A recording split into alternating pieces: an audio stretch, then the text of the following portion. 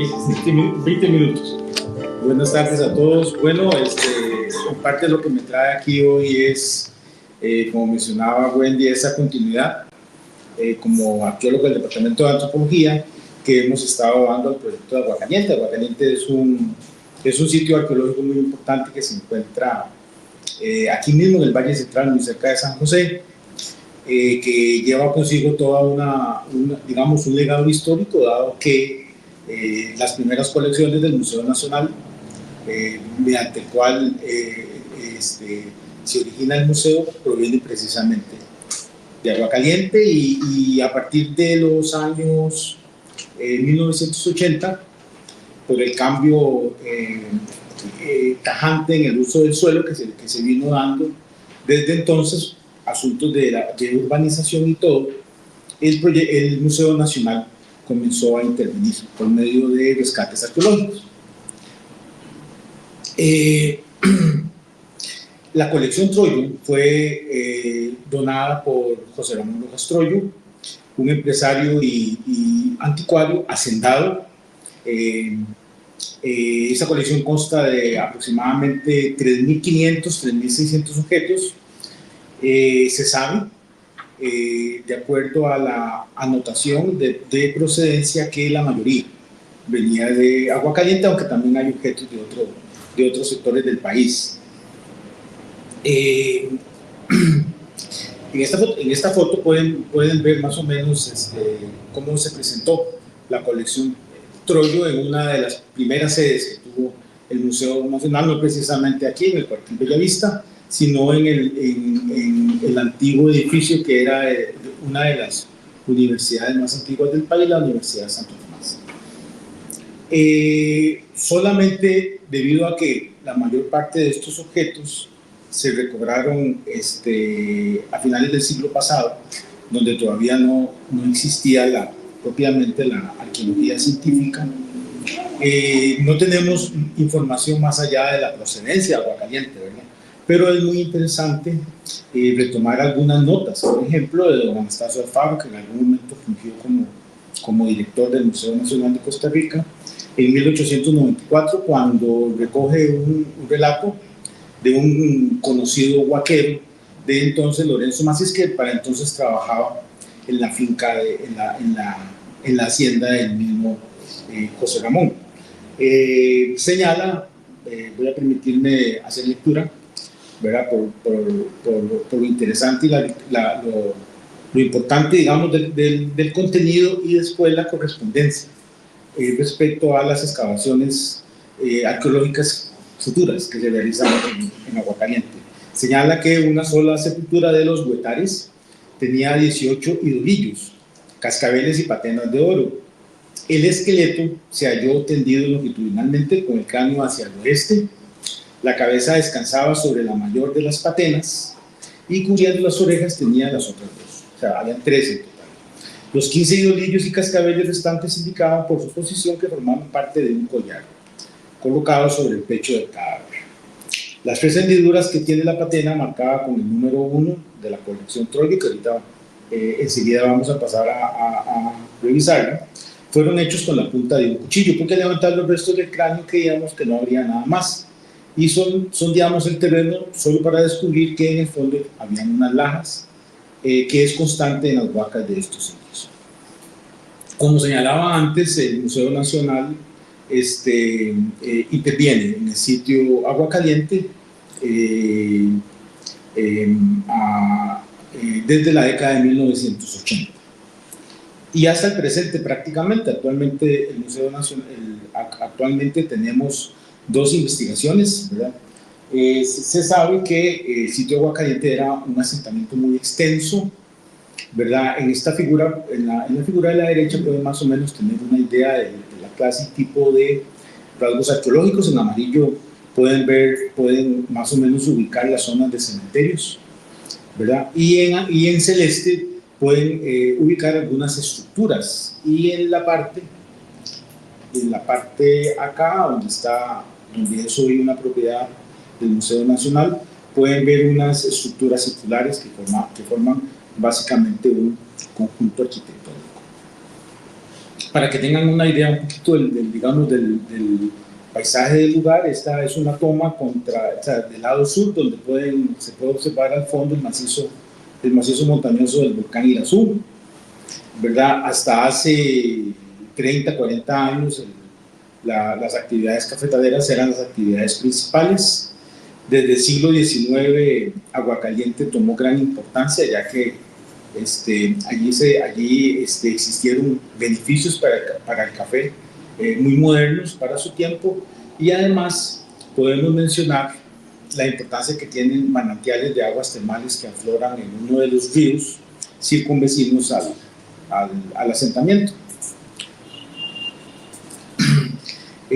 Grosso modo, entre los principales, la información principal que tenemos para Aguacaliente es, por un lado, toda la parte del desarrollo arquitectónico monumental, ¿verdad? Como se puede ver en la imagen del centro, y también en algunos detalles de algunas estructuras que forman este conjunto arquitectónico. Por otra parte, el otro componente de gran importancia de Aguacaliente es la parte funeraria, lo extenso y lo intensivo que fue, digamos, el lugar.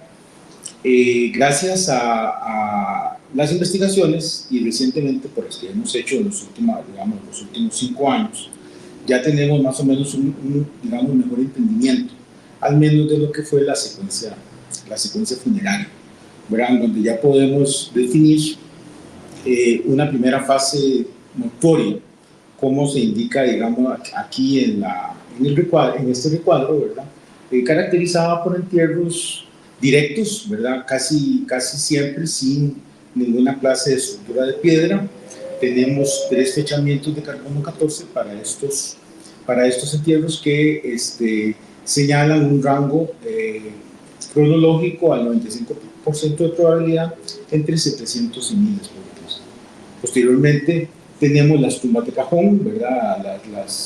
Las típicas tumbas de cajón en las cuales se hizo una fosa que fue repellada. Piso y paredes con diferentes tipos de piedras, lajas, cantos del río, bloques calizos, ortocuarcitas, etc. Y 8 fechas de carbono 14, como ven en este sector del gráfico, señalan una cronología entre 1000 y 1300 después de Cristo. Hasta la fecha solamente tenemos dos casos de artefactos de oro o cobre encontrados en contexto funerario en Aguacaliente. Uno se encuentra propiamente en el conjunto arquitectónico cerca del basamento 1, mediante un trabajo que hicieron los colegas de la Universidad de Costa Rica cuando estaban haciendo su tesis de licenciatura, Mónica y Jeffrey. Reportan ellos este cascabel, ¿verdad? En una tumba no tan exactamente, en una sepultura no exactamente definida. Sí habían restos humanos y habían bastantes restos de cerámica policroma de la Gran Nicoya. La cerámica policroma de la Gran Nicoya fue una constante de interacción con Guanacaste, y se encuentra mucho en el sitio del Valle Central. También encontraron un fragmento de cerámica plomiza y una gran cantidad de restos de fauna. Justamente este cascabel fue sometido a análisis de fluorescencia de rayos X, indicando que tenía porcentajes de cobre y plata afines a lo que uno podría pensar en fuentes del sur de Costa Rica. Por otra parte, tenemos este otro contexto que no viene propiamente del sector arquitectónico, sino de un cementerio ubicado a unos 600 metros al este del mismo. Una tumba de cajón que tenía 4 individuos, otros 9 artefactos, ¿verdad? Y 5 de estos artefactos presentaban pintura y podemos considerar que son artefactos diagnósticos, cronológicamente, ya que presentan los típicos estilos de línea roja y de línea amarilla, que claramente tienen un rango cronológico posterior al 1000 después de Cristo. Ahora sí vamos a ver un poquito lo de la colección Troyo, que tiene aproximadamente 3.600 bienes, donde destacan mucha escultórica en piedra, destaca mucha cerámica, inclusive también hay algunas esferas.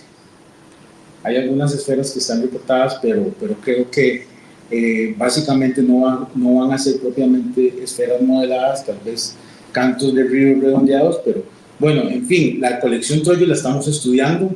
Es un proyecto que tiene el museo de hace algunos años y estamos haciendo todo un reinventario de la colección. Y también alrededor de 100 piezas de metal. Aparte de los artefactos de la colección Troyo, de los 2 artefactos de contexto, también se reportan otros. Carl Hartmann, en su visita al Valle Central en 1896, visitó Aguacaliente y reporta 4 artefactos que posiblemente hayan salido de allí. Algunos solamente los vio y los dibujó, otros sí los adquirió.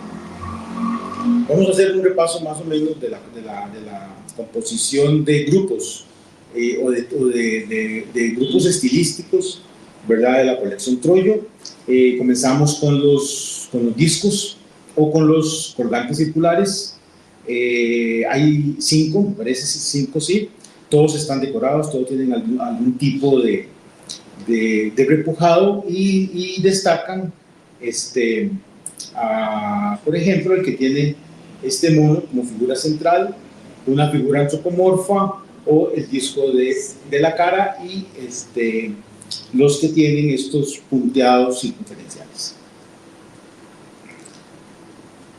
En segundo lugar, destacan las figurillas antropomorfas, ¿verdad?, que las hay de diferentes formas, pero sobresalen las denominadas, valga recalcar, que aquí usamos para esta primera aproximación tipológica, estamos usando los criterios utilizados por Carlos Aguilar Piedra, que en 1972 es el autor del catálogo de objetos de oro del Banco de Costa Rica.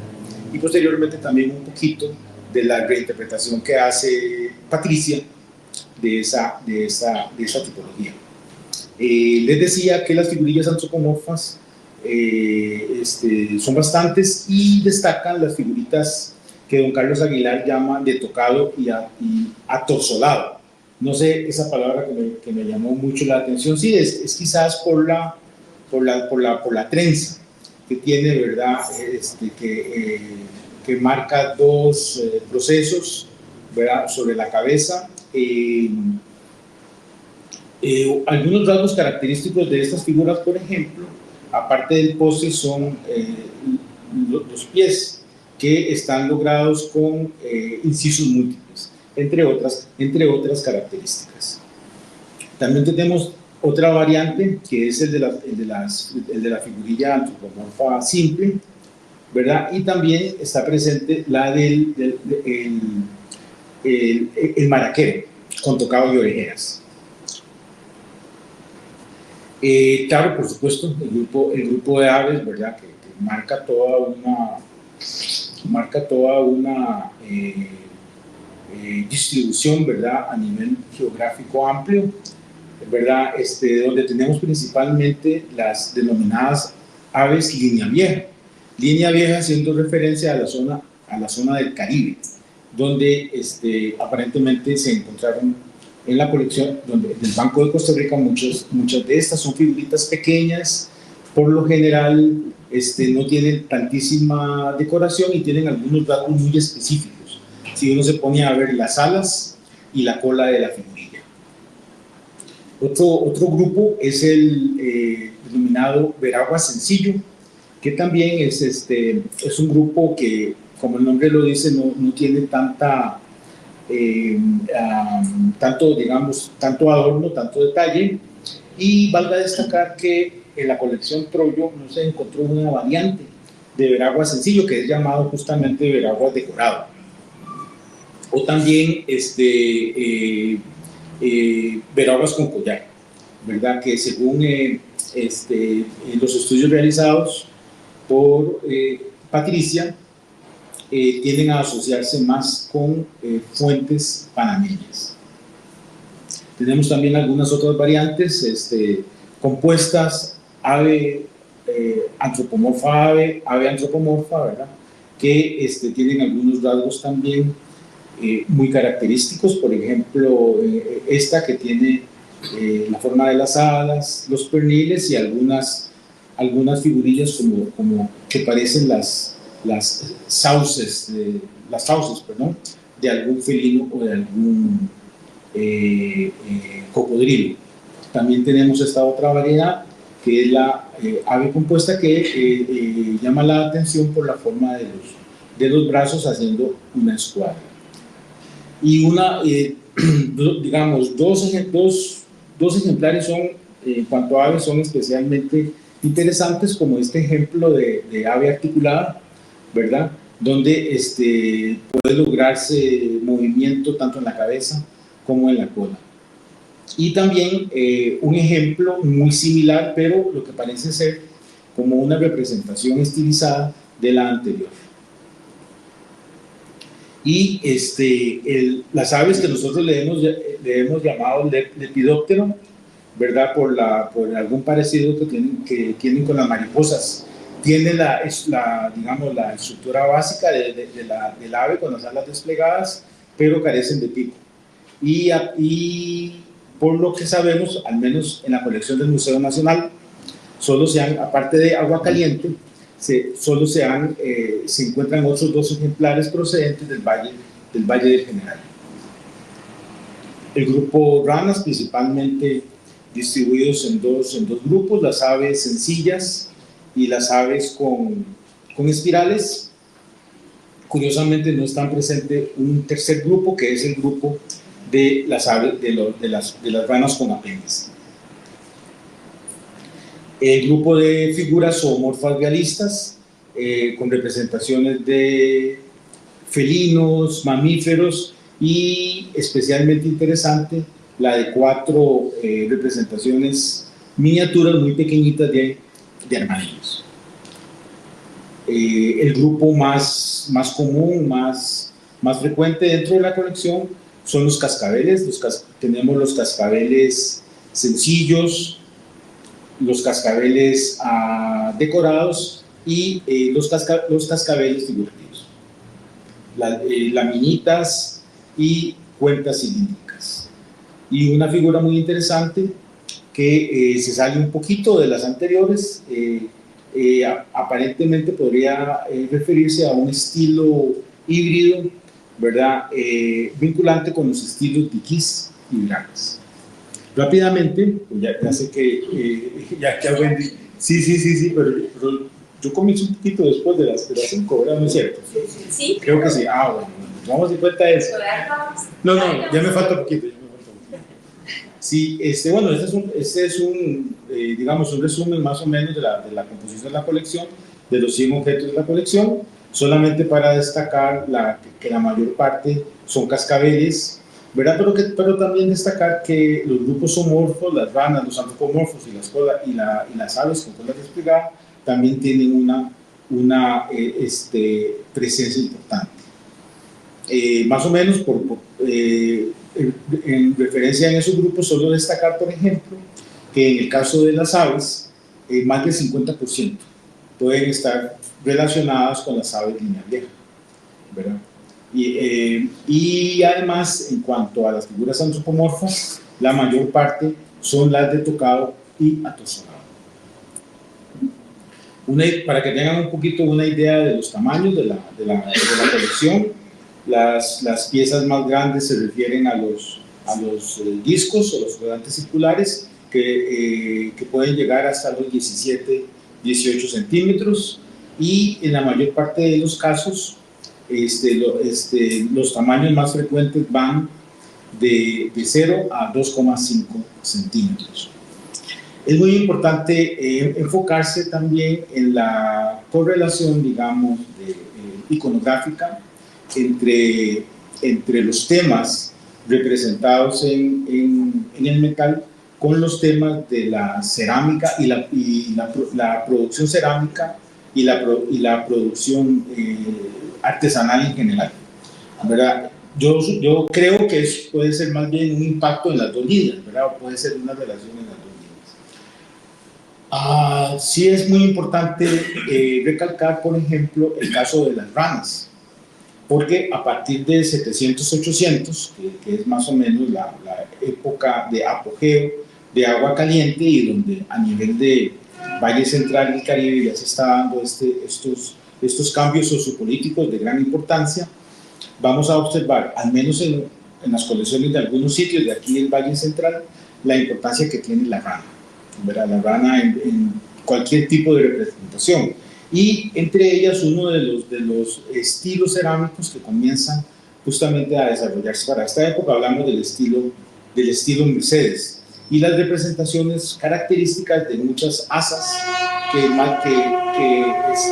invitan a pensar de una estilización de este animal. Tenemos el caso, por ejemplo, del mono, que también fue muy importante. Se nota mucho, por ejemplo, en el mismo agua caliente, el caso de una sepultura, ¿verdad? Donde encontramos la cabeza. No sé si estaba parte también digamos, de nuestro esqueleto que no se preservó, estaba justamente en el hombro del ocupante de la tumba y las identificaciones taxonómicas indican que puede ser de género Atelidae, un mono aullador, de un mono aullador joven. Entonces también podemos pensar que el mono aullador tal vez no sea una mascota, digamos, por las características de este animal, pero sí hay documentación de que los monos aulladores jóvenes sí era posible que fuesen usados como mascotas, como una explicación alternativa. En la cerámica también, el tema antropomorfo es sumamente importante.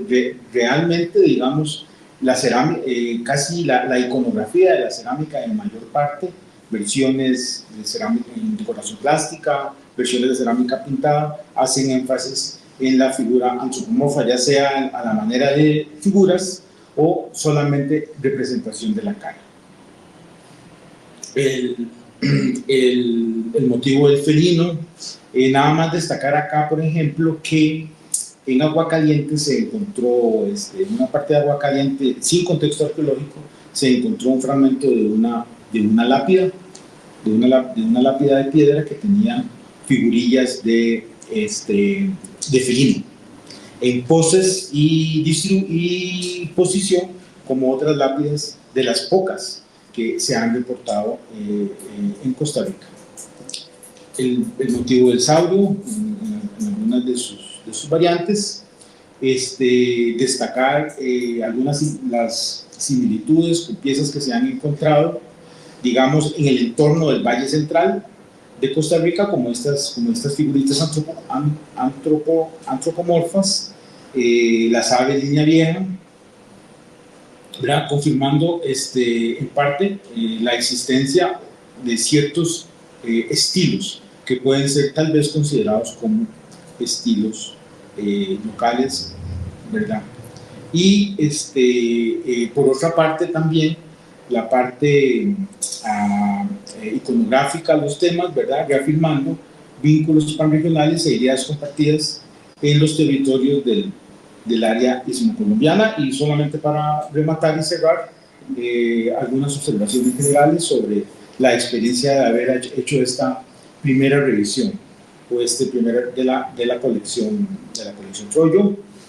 Podemos destacar que la colección Troyo integra a grosso modo los diferentes grupos, estilos, temas compartidos en el contexto precolombino de Costa Rica y sur de la América Central, en conformidad con el concepto del área ismocolombiana, que es especialmente útil en palabras, en una traducción ligera, ¿verdad?, del artículo de John y de Oscar Fonseca, que es el área ismocolombiana, que es especialmente útil para la reconstrucción de estas identidades antiguas que contribuyeron a la constitución de la complejidad social en Colombia, Panamá y Costa Rica precolombinas.